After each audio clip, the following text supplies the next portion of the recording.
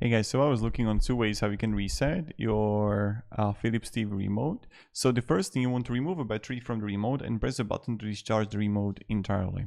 Reinsert the battery, the LED should blink twice, and then you just want to press the digits 2 and 8 simultaneously within 6 seconds, and LED should blink twice. Factory reset. That's how you're going to do the first. It really depends what kind of like remote you got. The second thing, you want to ensure the batteries are installed. Make sure the remote has working batteries.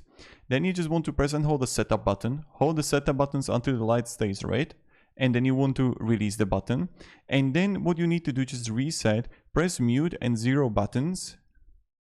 Just so you want to press the mute button once, then press the 0 button once, and the light will blink and turn off, indicating the remote is reset.